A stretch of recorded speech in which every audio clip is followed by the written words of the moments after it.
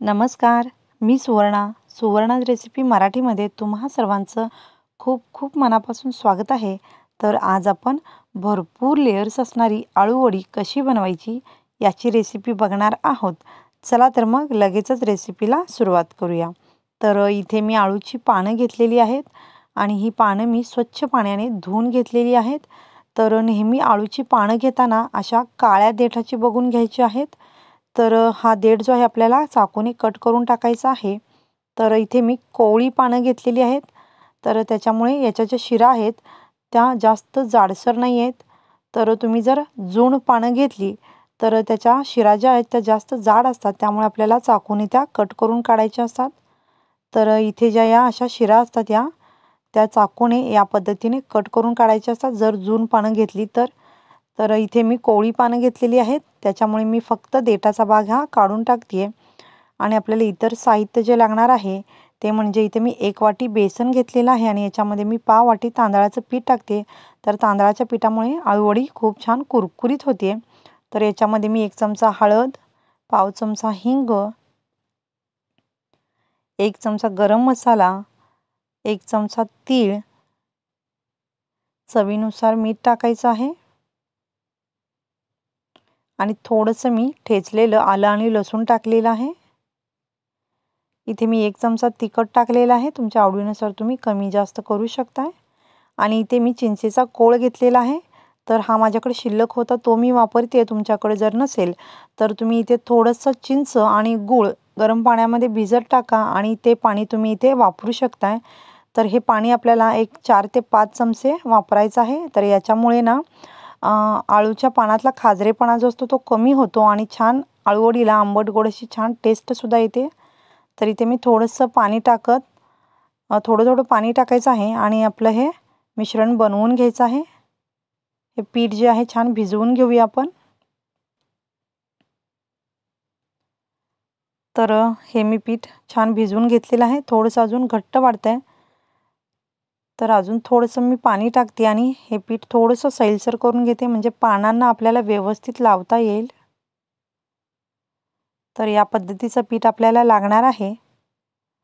तर आता आपण हे पान घेऊया आणि याला आपण हे पीठ जे आहे व्यवस्थित लावून घ्यायचं आहे. जास्त असा जाडसर थर नाही करायचा, अगदी पातळ थर करायचा आहे.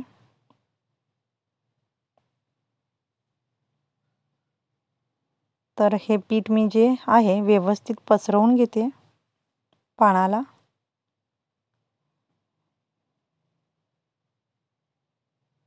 हे पीठ छान पसरवून झालेलं आहे आणि आता याच्यावर आपण दुसरं पान ठेवूया या पद्धतीने आणि याच्यावर सुद्धा आपण या पिठाचा छान लेयर देऊया. तर याच पद्धतीने आपण असे 3 किंवा 4 पानं ठेवून लेयर्स बनवून घेऊया.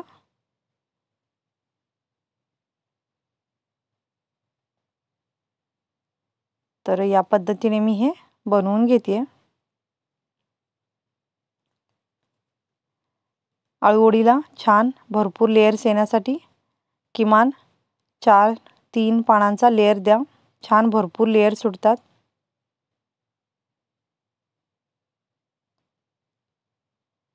तर या पद्धतीने आपल्याला हे पीठ लावून घ्यायचं आहे.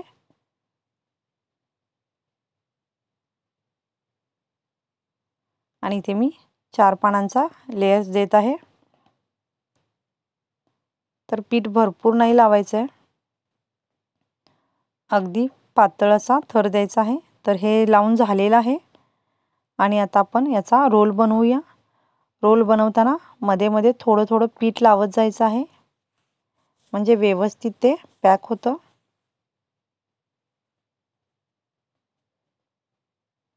या पद्धतीने आपल्याला छान रोल करून घ्यायचा आहे हा. तर हा बघा, हा आपला एक रोल तयार झालेला आहे. या टोकांना सुद्धा आपण शेवटी थोडंसं पीठ लावलं की ते छान व्यवस्थित चिटकतं. तर याच पद्धतीने मी राहिलेले रोलसुद्धा बनवून घेतलेले आहेत. तर हे रोल आपले सर्व तयार आहेत. तर आता आपण हे वाफवण्यासाठी ठेवूयात. तर कडा ज्या आहेत थोड्याशा अशा दुमडून घ्यायच्या आहेत, व्यवस्थित पॅक होतात त्या. तर आता आपण एका चाळणीमध्ये थोडंसं, चाळणीला मी तेलाचा हात लावून घेतलेला आहे आणि चाळणीमध्ये या आपण रोल ठेवलेले आहे ते, आणि इथे मी पाणीसुद्धा उकळण्यासाठी ठेवलेलं आहे आणि त्याच्यावर आपण ही चाळण ठेवूया. आणि आता याच्यावर झाकण देऊन आपण एक मीडियम गॅसवर 15 मिनिट आपण ह्या वड्या ज्या आहेत छान वाफवून घेऊया आणि 15 मिनिटानंतर आपण या बघूयात. तर इथे 15 मिनिटे झालेली आहेत आणि मी चेक करते.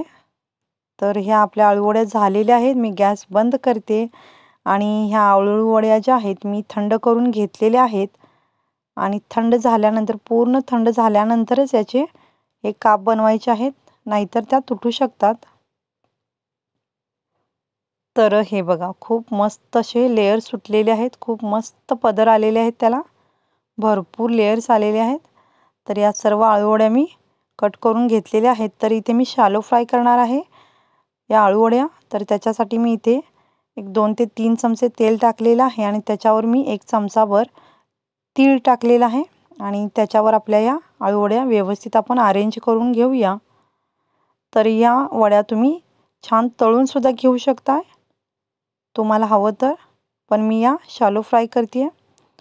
तर एक बाजू व्यवस्थित आपल्याला होऊ द्यायची आहे आणि 1-2 मिनिटानंतर बारीक गॅसवर मी ठेवलेला आहे.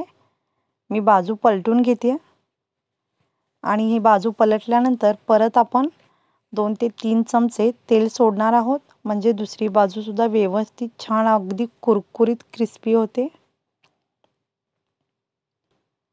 खूप मस्त चविष्ट लागतात या अळूवड्या. तर दोन्ही बाजूनी व्यवस्थित छान फ्राय करून घ्यायचे आहेत. तुम्हाला आवडत असेल तर तुम्ही तळूनसुद्धा घेऊ शकता. तर या बघा, मस्त दोन्ही बाजूने खरपूस अशा या अळूवड्या भाजल्या गेलेल्या आहेत, छान फ्राय झालेल्या आहेत. तर आता आपण या काढून घेऊया. तर या आपल्या अळूवड्या छान तयार आहेत. खूप मस्त असं हे पदर सुटलेले आहेत. छान वड्या तयार आहेत. तर जरूर करून पहा आणि व्हिडिओ पाहिल्याबद्दल धन्यवाद.